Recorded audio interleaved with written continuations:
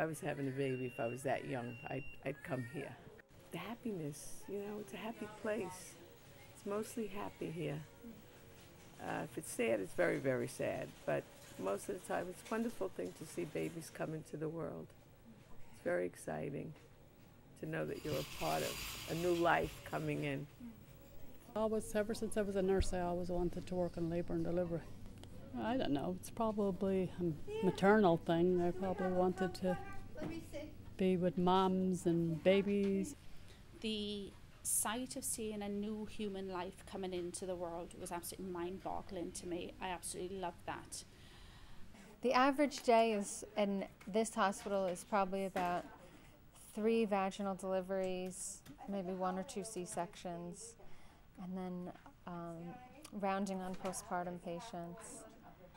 And you just never know what's going to walk in the door. Some abdominal pain, some urinary tract infections, and then some ER calls with miscarriages and things like that. When I first started, maybe a patient had a sonogram. And when I initially started my residency, people were not even monitored when they were in labor. Now your average prenatal patient has probably a minimum of 3 sonograms during her pregnancy. Probably has about 12 to 15 blood tests. And will probably be monitored on a fetal monitor 1 to 2 times before labor even starts, and then throughout their whole labor. More often than not, they go to the well baby nursery, and so we just monitor, maintain the mother after birth, teaching her how to handle, you know, newborns, sometimes they're first-time mothers with no prior experience of babies or children. Right now, it's in vogue for breastfeeding, big push worldwide for breastfeeding. A lot of what we do is education, teaching the mother how to handle a baby, how to feed the baby, look after the baby, and just generally prepare her for when she goes home with her little baby. It is not a picnic. It does get very busy when the patients come in. It can get a little frustrating at times when it gets a little overwhelming, but that's the nature of the job here. And you take the good with the bad, and when one day it's not busy, the next day it's nice and quiet. And one minute it could be, you could have 10 patients in labor, and the next minute there's none. It can be very critical. You're responsible for bringing a baby safely into the world, and you're responsible for maintaining the safety of the mother right after delivery, which is a very critical period for both. There's no margin of error. So, I mean, people learn to get tough. You have to deal with a lot of stuff. You have to deal with, bad outcomes. You have to deal with, fetal demise, when the baby dies before it's born. It's very tough. That's very hard on everybody. Certainly it's hard on the woman who's lost her baby, but it's hard on the whole staff. It's widespread. It affects everybody in labor and delivery, it affects all the providers, it affects generally anybody who comes in contact with this poor mother. So it's a terrible thing. So you gotta get tough about that kind of stuff, and then you gotta forget about it and move on to the next thing, to the next problem that develops or whatever. And I think it has to change you, and I think it makes you very tough. Women are tough on women. Nursing is a predominantly female profession, and when I first started here, it was mostly male obstetricians. When I first started, there were only a few women in my residency program, and when I came up to Nyack, there were only 2 other women delivering babies at the time, out of a department of maybe 15 men.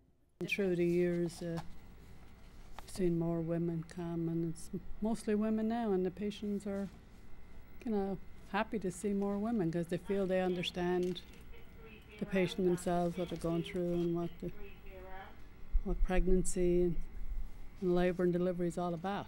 Particularly young women. I think that in general they find that women may understand their issues better. The women doctors have been very busy. Yeah. Nobody really knows what the secretary does, but they don't realize how much we do. I'm the administrative associate here on the mother-baby unit. I'm the all-around hub here.